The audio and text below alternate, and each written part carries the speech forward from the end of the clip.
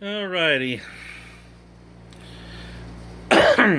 The purpose of this video is for emergency prepping and helping people to get started.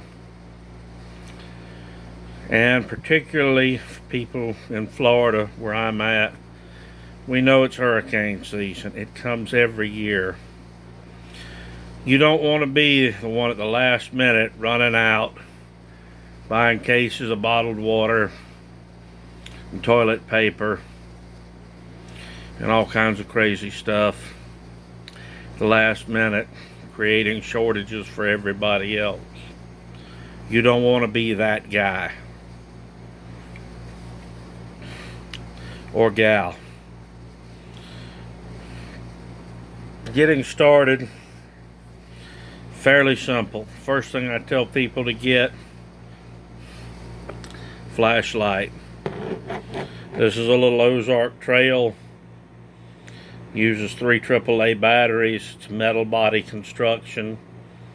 About $9 at Walmart.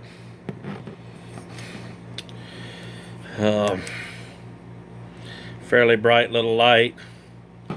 And the front telescopes to make the beam tighter or bring it back to flood. First thing for any emergency you want is light, be it a flashlight if your truck breaks down beside the road at night, power goes out, okay, all sorts of emergencies this will help you with. Now, I'm gearing this toward people who would be getting ready for hurricane season. This is not something we're going to bug out and go live in the woods for months on end. This is stuff to get you through 72 hours to a week and be able to meet a lot of your needs. Have to understand that in times of emergency, particularly a storm, hurricane, first responders, EMS, police, they're going to have to prioritize calls. So the second thing I tell people, get a good first aid kit.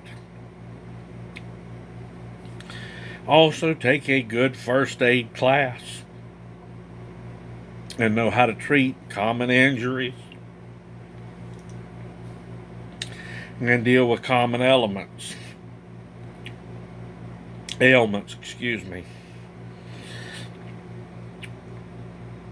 Again, Walmart, less than $10.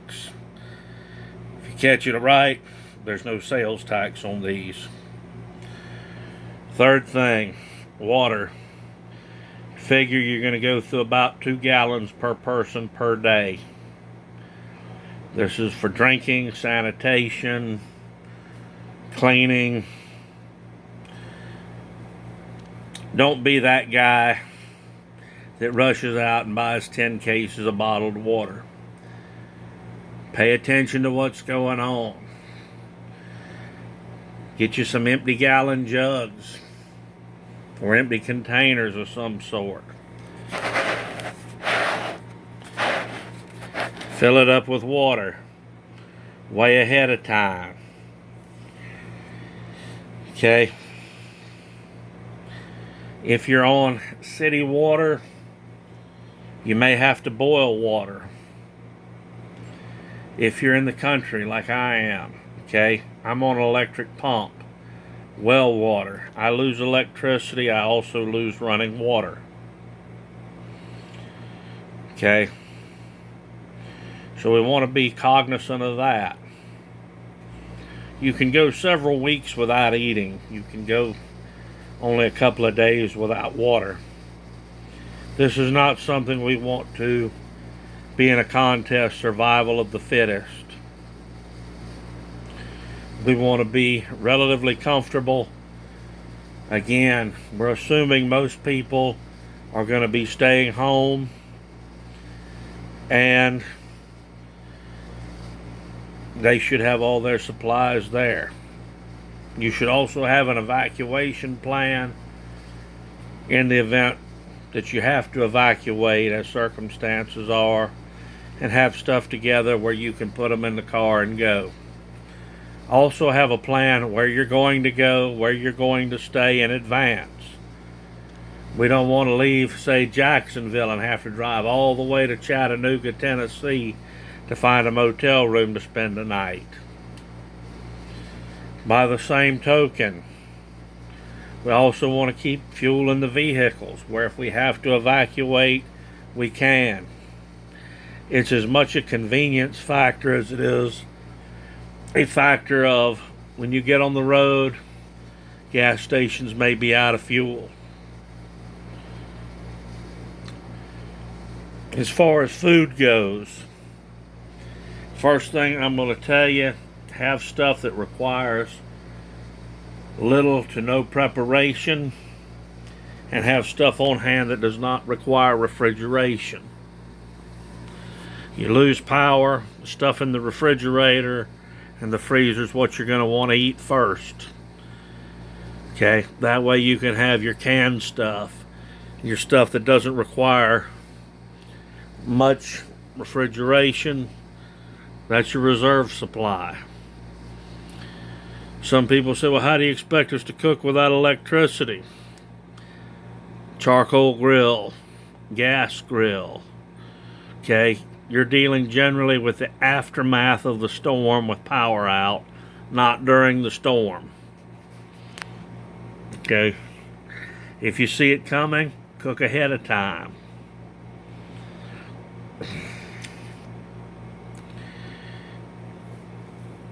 Another thing that I like is a Coleman grill or a Coleman gas stove.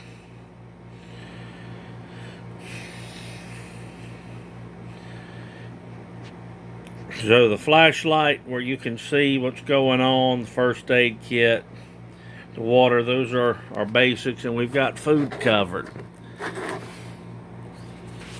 So what else might we want to have? I'm going to be shuffling some stuff around.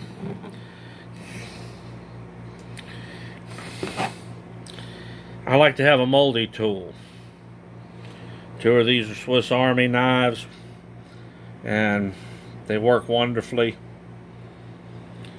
Both for urban, being in the city, and being in the woods. They don't have the stigma that some type of tools might have as being used as a weapon. These I like because they can function as a set of pliers. This is screwdrivers, scissors, knife blades, corkscrew. Hey, maybe you're a wino. This one has a locking blade, saw blade, screwdrivers, can opener, bottle opener, good all, and a corkscrew.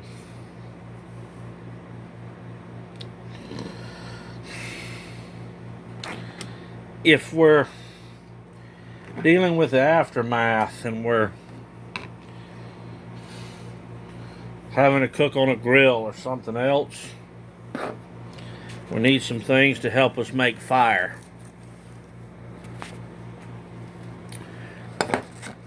Zippo Lighter, and in this bottle is some cotton balls that are soaked in Vaseline. Makes it really easy to get a fire going, be it in a fireplace, a wood stove, whatever. Some people would be just as well served to spend $5 and go buy a 4-pack of Zippo lighters. That makes things very easy. If you're going to be using a gas stove or a gas grill, one of the long extended lighters works really well because it keeps your hand back from the gas where the flames will be.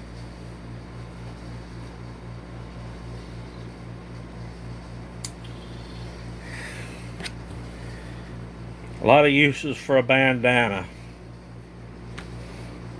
This one just happens to be blue.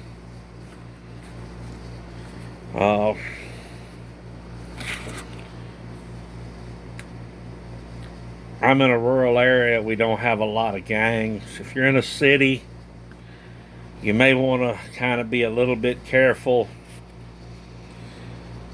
on what color you get, because you're out in public and you got it hanging out your back pocket like a lot of the old men used to do. Well, they may think, hey, Grandpa's a Blood or a Crip or something like that. I live in the middle of the woods. Probably not going to be a big deal here. If nothing else, just get some regular white cotton handkerchiefs. You can filter water with them. You can dress wounds with them. You can do all kinds of things with them.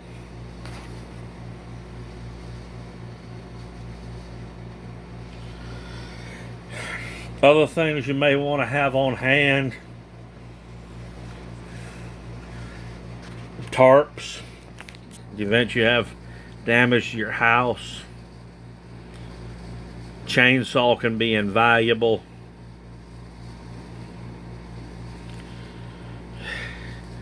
Basically tools you would work with that don't require electricity. Now, a saw that I use for cutting up firewood, this is a little Walmart folding saw. Probably wouldn't be my first choice for cutting up down trees and limbs after a hurricane, but it's better than nothing.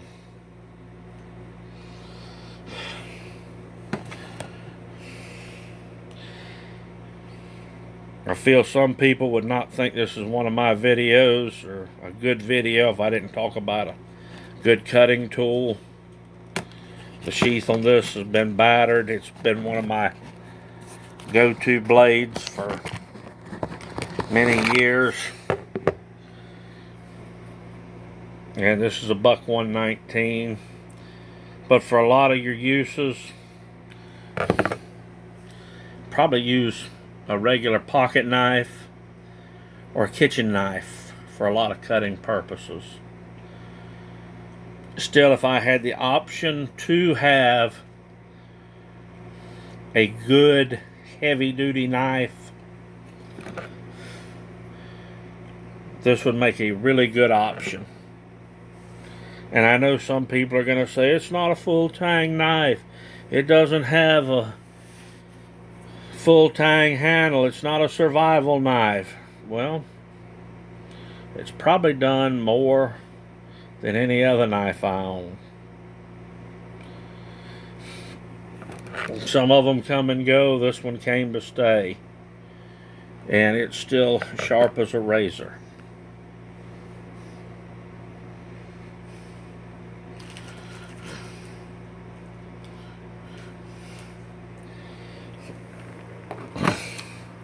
Again, it wouldn't be one of my videos if I didn't talk about firearms. This is a Charter Arms 44 Special. If we're having to leave to evacuate, we want to make sure we secure our firearms as best we can. We also want to carry what firearms we might need. Given that it's summertime, and as a result of high water and hurricanes, we might have snakes. More common than usual. Well, it's a heck of a lot easier for me to deal with them with my pistol than it is with anything else. This one also would be adequate for self-defense. If I've had to leave somewhere and go and stay somewhere else for a period of time.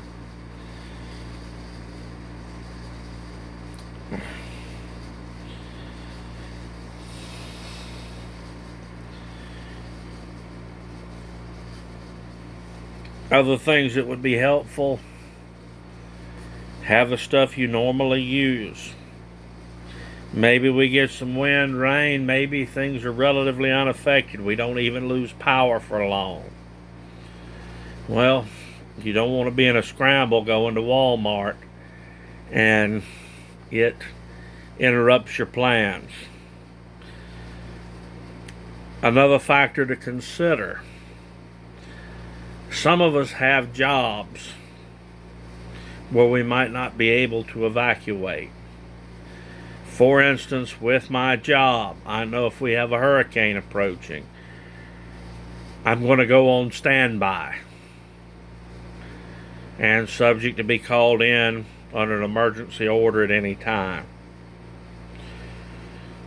So we want to look at that. Some of us also may, because of our profession or because of our good nature, be called on to go and assist others who are directly in the path of a storm, who have lost power, who have lost their homes, been flooded out. We want to have stuff where we can be prepared for that. In the case of a first responder, EMT, doctor, law enforcement, electrician, lineman, okay, you want to have an evacuation plan for your family, if need be, that they can get underway even if you're not available.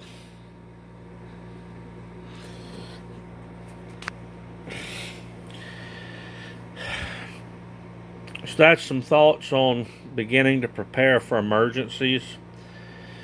And this isn't a bushcrafting type thing. This isn't a woods type thing. This is something that you can use everyday person. Be it you live in a city, be it you live in the country, wherever. The good things about people that live in rural areas is we're used to doing things on our own.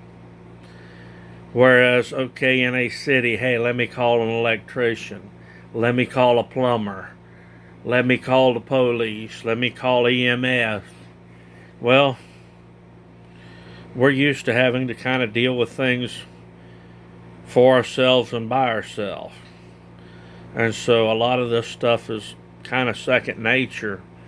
But we always want to look ahead and see what may come down the pipes